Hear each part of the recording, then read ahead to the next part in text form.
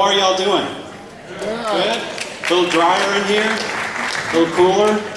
So this is part 2 of our third night of jazz in July here at Hoyt Sherman Place. Thanks again to Principal Foundation for helping us put it back on the lawn, and a huge shout out to our friends up in the balcony from Faegre Baker Daniels. Thank you. They graciously underwrote all of the headliner acts, so we were able to layer this experience. So you're getting to hear this really amazing ensemble tonight, thanks to Faegre Baker Daniels. Please come back on September 13th to see Ann Hampton Callaway, Jazz Goes to the Movies. We are putting together a 4-course dinner in the gallery with piano music by none other than the gentleman that's sitting right behind me that I'm shadowing here. And then we'll have a little appearance by Ann Hampton and maybe do a little dessert and cognac and cigars and all kinds of shenanigans afterwards. So come on back. And now I am going to give my artistic director for Jazz in July the week off next week, without pay, of course. Welcome to the microphone, Mr. John Krantz. Thank you, and thank you for being here for this very special night. It's been a great month of jazz here at Hoyt Sherman. Tonight's headline artist, Damani Phillips, if you don't know. Damani's originally from Pontiac, Michigan. He's an associate professor of jazz studies and African American studies at the University of Iowa. When I was appointed jazz advisor on this, he was pretty much at the top of my list of people, one of the first people that came to mind that we need to get him involved in one way or the other. And you know, we kind of discussed some different options, and it kind of morphed into what it is tonight, which is a very exciting situation. It's a very special performance for Damani tonight. He's arranged the music for a jazz quartet plus a string quartet. How cool is that? So without further ado, round of applause for Mr. Damani, Dr. Damani Phillips.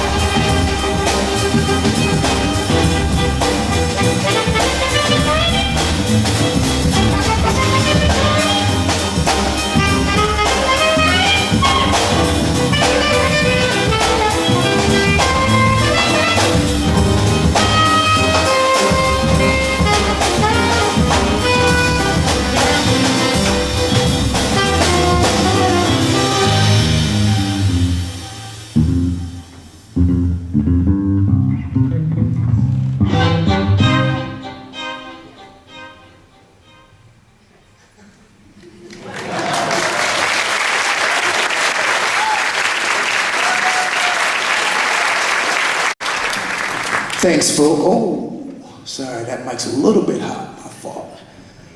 How are you this evening? First and foremost, thank you for being here.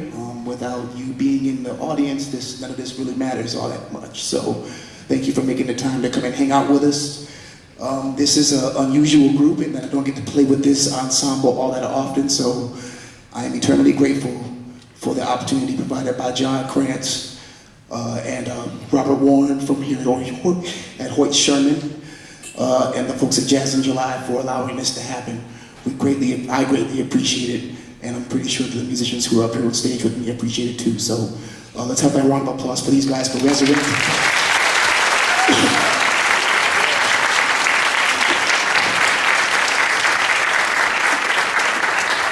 resurrecting an important part of the jazz scene here that's been going on for years, and I was sorry to see it go, but I'm very happy to see it back.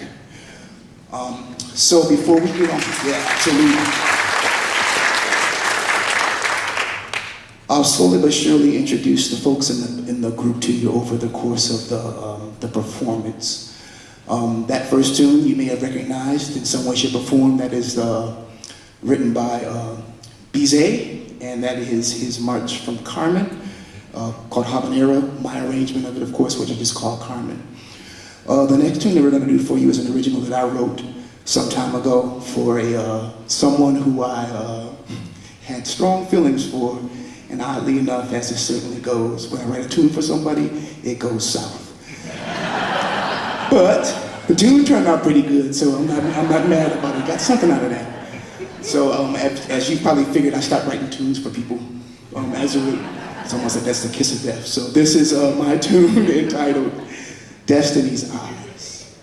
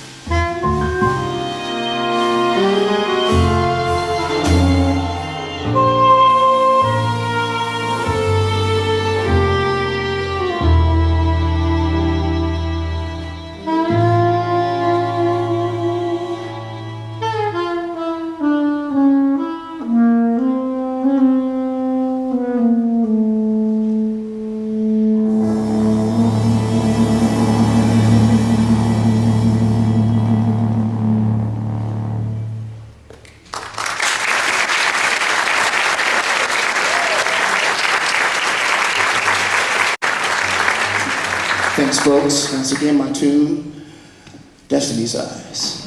So before we go into the, somebody digs it, I appreciate you. Before we go on to the next tune, let me start introduce some of the folks up here on the bandstand, because I'm eternally grateful that these folks agreed to play with me, and even more grateful for their musicianship and their professionalism as we put all this together. Let me start with the jazz side of things.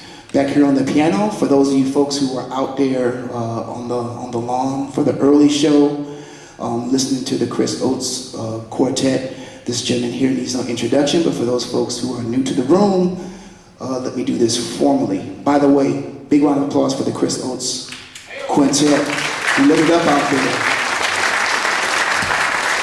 And thanks to the guys for holding out on the rain before it came down.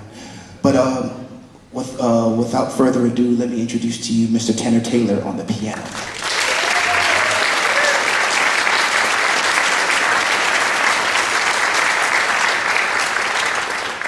Back here, holding it all together, the glue that binds the music together, give it its cohesion. This gentleman needs no introduction. He is a Des Moines favorite son and a monster on the instrument. Ladies and gentlemen, please show your appreciation for Mr. Steve Charleston on the bass.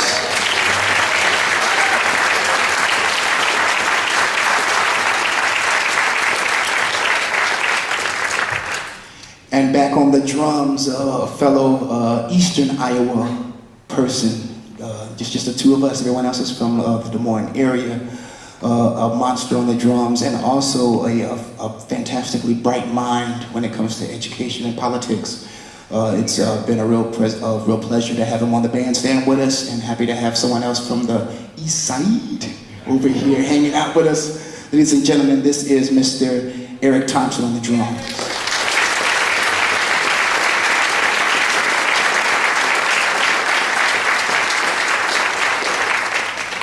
I always save the best for last, so I'll introduce the string folks here in a tune or two, because they definitely deserve a special mention as they step outside of what they do on a regular basis to join us over here on this side of the fence, and are doing such a beautiful job at it. So don't worry, I've not forgotten them. I'm just holding it off for just a minute.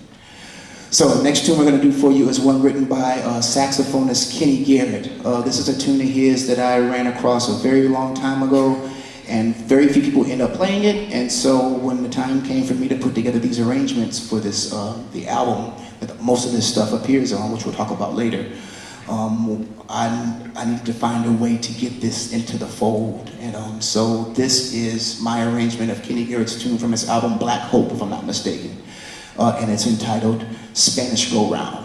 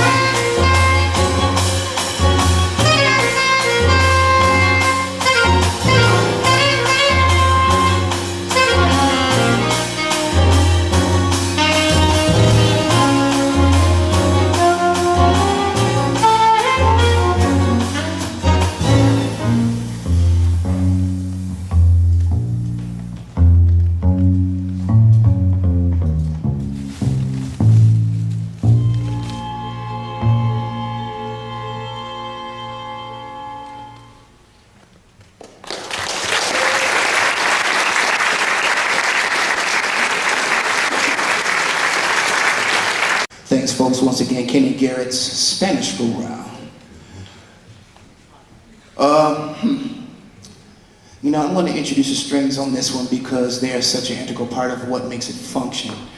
So before I tell you what the tune is, let's make sure we handle the true business at hand before moving on to the good stuff. So ladies and gentlemen, the string quartet up here is called Quartet 515. They are all students or prior students who all went to school or live or currently reside here in Des Moines. And so let me introduce them one by one. Playing violin, this is Mrs. Hannah Woolley.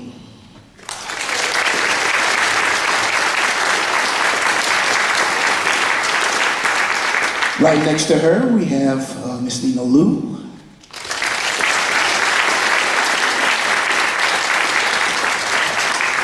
Heading down the line, we have a person who has done way more than her fair share in helping me spread the word about the show. So if you saw something online about this, there's a good chance that she had her hands in it and helping me push the word out, which I'm eternally grateful for. This, ladies and gentlemen, is Miss Joyce Byer.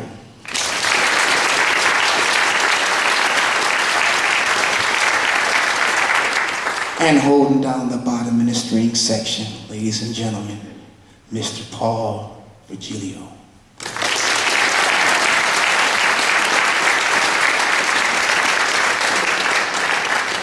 So this next tune is both my favorite and the song that I hate the most.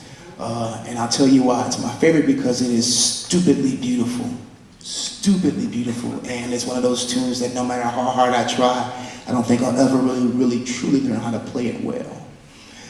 But I hate it because it is stupidly hard at the same time.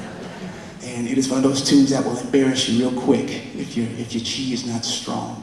And believe it or not, this was written by the composer as a 17-year-old for his high school talent show in the 1930s. So we're talking about now 90 years, and here I am with a guy with 4 degrees complaining about how hard and challenging and beautiful it is 90 years later. When you find music that stands the test of time in that way, you have to pay it its proper homage. And so when the opportunity came to incorporate the strings with the jazz rhythm section, I had to include it. And so I can only hope that I do it a little bit of justice as we perform it here for you today.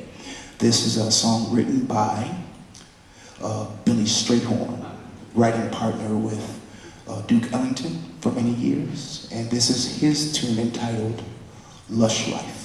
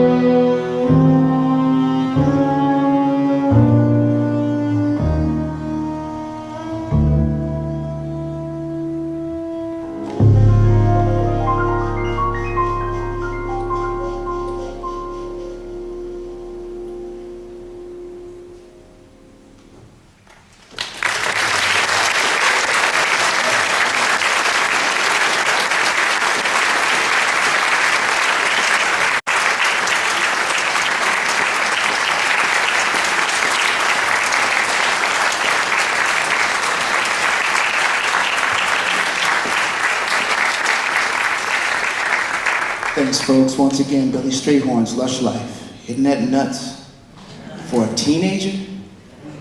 Here I am in my 40s and I'm still struggling to write a tune that's a quarter of that. This cat writes it as a teenager. Anyway, one day. So this next tune that we're going to do for you is another one of my original tunes. Once upon a time, I played classical music exclusively. I didn't play any jazz until about 2000 or so. Dabbled here and there, but had no idea what I was doing with the music until making a decisive switch in 2000, 2001. And I mean, it's funny how things work out. Here I am teaching jazz studies at a Big Ten university.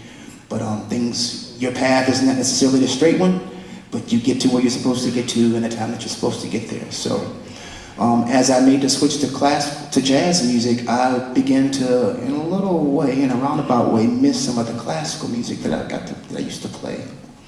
And there was a tune written by a guy named Maurice Whitney called Rumba. On the classical, we have what we call pop pieces, which are these really short, kind of flashy, showy tunes that are meant to be like encore, stuff like that. And this one tune that this guy wrote, Rumba, was one of my favorites. I love that tune to death. And that was one of the few things that I was really just like, man, I hate that I can't play that piece anymore. But as I got the opportunity to put this group together and write the material for this album, I thought, you know what, can I have my cake and eat it too? So what I did is, I love Rumba. I couldn't play it in its original state, but I took the tune, analyzed the chord changes, and split it out and wrote a new jazz tune over top of it. So I got to have a little splash of Rumba to make my spirit happy, but at the same time didn't reproduce it because I was dealing with a different genre.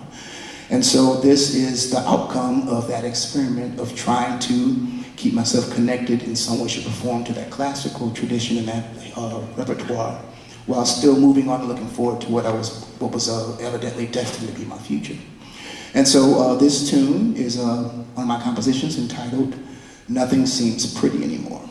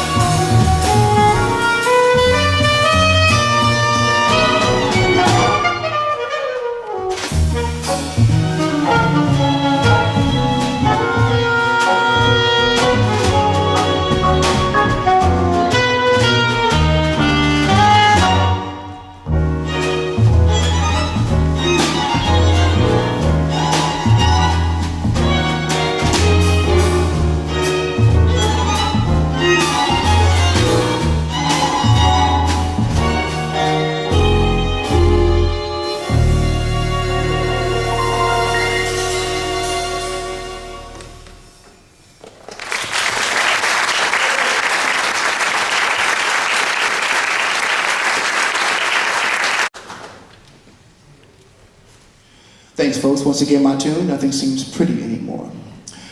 So the next one we're going to do is written by somebody whose name I hope you recognize. This is written by the late, great saxophonist John Coltrane. Yeah, absolutely. Sure. An absolute beast in the jazz world, and one of those guys whose contributions is so potent that it's still propelling the music forward to this very day. And we're still writing dissertations and books trying to understand exactly where it was that he was coming from. But one of the things that separates him from the rest of the pack is that Coltrane dealt with substance abuse for most of his career. And around the last, say, 7 years of his life, he found vindication from that abuse. And a big part of what he accredited to being delivered from those habits is his faith in the Lord. And so there's very little repertoire that connects to him and his faith, other than the big one is A Love Supreme. Everyone is aware of that. But for whatever reason, this one tune, it was recorded on an isolated album in the middle of a bunch of other stuff that sounds just like what you'd expect from Coltrane, and there was this nugget of goodness right in the middle of this album, kind of tucked away.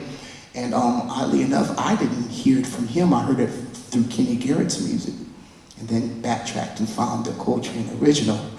And from the minute that I heard it, I've been in love with it ever since. Another one of those tunes, you love it but you hate it, because it is one of those songs that demands the very best of you in order to put this song together and put it out there properly. And so I only hope that my arrangement of this and my interpretation of the melody lives up to his very, very high and lofty standards. And so I'll talk more about this, but I put together an album in 2010 called The String Theory, and it did not include this tune, but I actually just produced 150 new copies of it and actually added this as the bonus track on it. So there's no listing of it on the back of the album, but this, a live recording of this song is a part of these new reorders that I put together. And when you hear it, I think you'll understand why it was that I felt it was important to include this. I just happened to write this one after the album was recorded already. So without further ado, I am pleased to present John Coltrane's Dear Lord.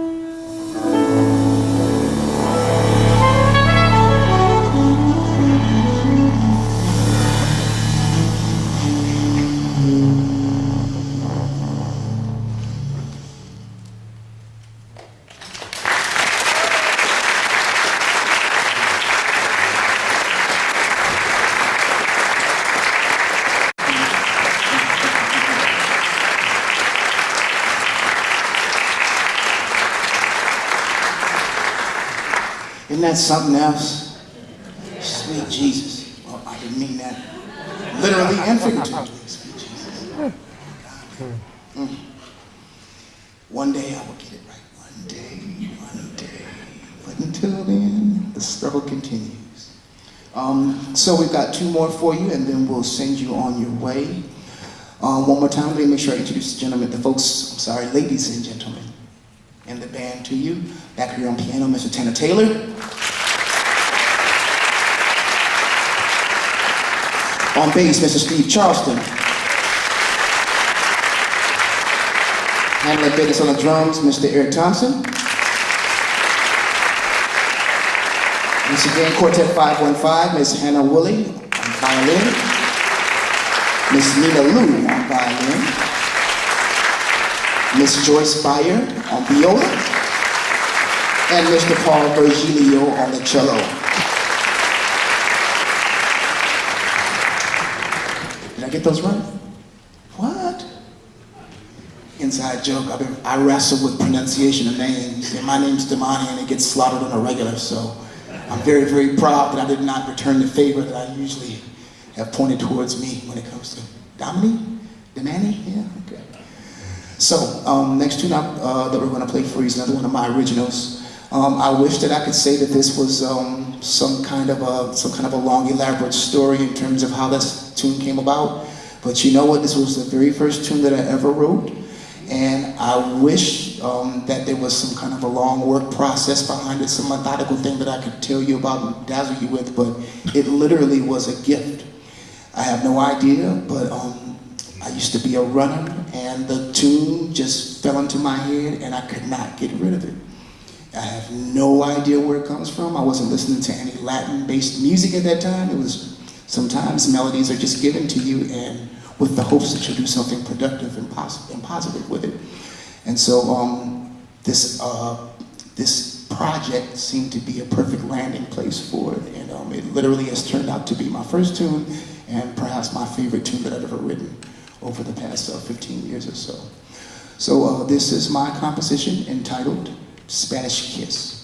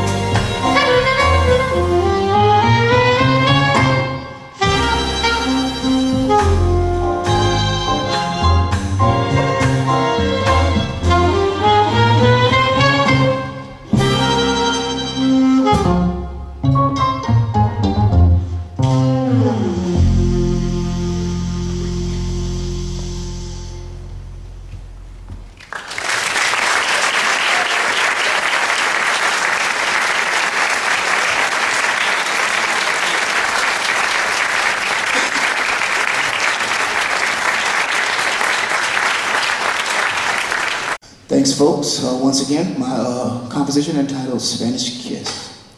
So we've reached that point in the evening where it's about time to bid you adieu.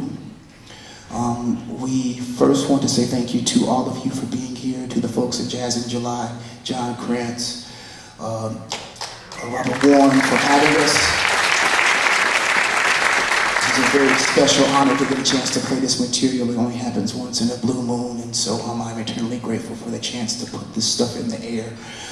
Speaking of putting this stuff in the air, if you've enjoyed what you've heard tonight, I do have CDs of this particular project with most of the music that you've heard here tonight available. I will go outside and be out at one of the white tables at the top of the lobby if you're interested in picking one up, along with many of my other projects. Apart from teaching at the University of Iowa, I actually try to be a recording artist and a musician. So don't let them fool you in thinking that if you teach, you can't be a player anymore. I'm attempting to, at every turn, dispel that myth as fervently as I possibly can. So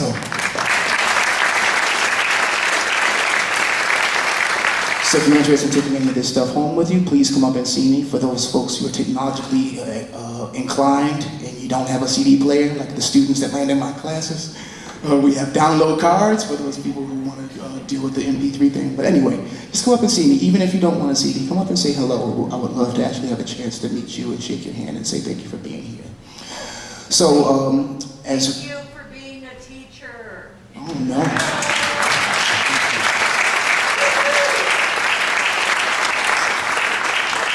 Thank you for saying thank you, but it is what I was meant to do. So this next tune is another continuation of my classical days. You guys know who Branford Marsalis is? Oh, yeah. Okay, so you know Branford because he's a killer jazz saxophone player, right? Well, in the mid-1990s, Branford messed up with all of our heads and put together this album of classical soprano saxophone music with orchestra that is absolutely ridiculous and was one of my favorite albums. I didn't even know who Branford was at the time. I'm like, oh, Branford Marsalis, it must be Wynton's brother. It's just a classical player. Evidently, a couple years later, I figured out the truth behind that, but I mean, it's absolutely brilliant playing.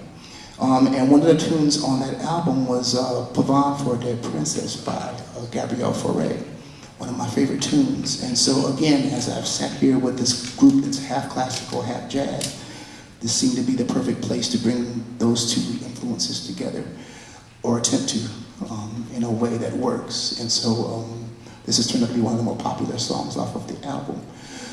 I'll shut up. I think maybe I should stop talking and get to the goods. You don't want to hear me talk. So this is a song written by Gabrielle Fauré and arranged by yours truly. And this is what I simply call Pavane for 2G8, which is 2008, which is when I put the tune together. So thank you folks again for being here, and we hope to leave you with a little pep in your step as you walk out the door.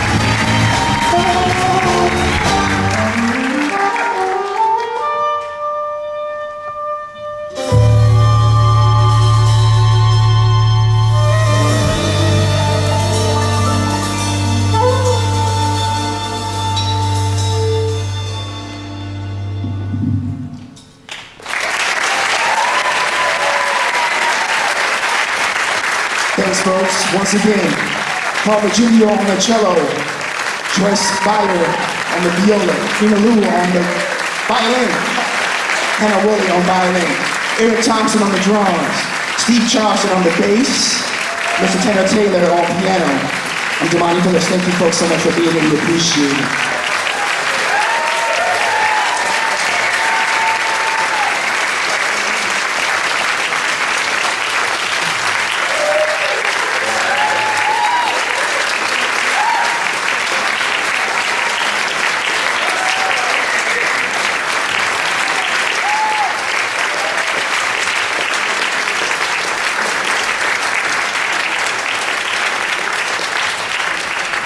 If you're interested in taking a CD home with you, give me about 5 minutes. I'll meet you out front.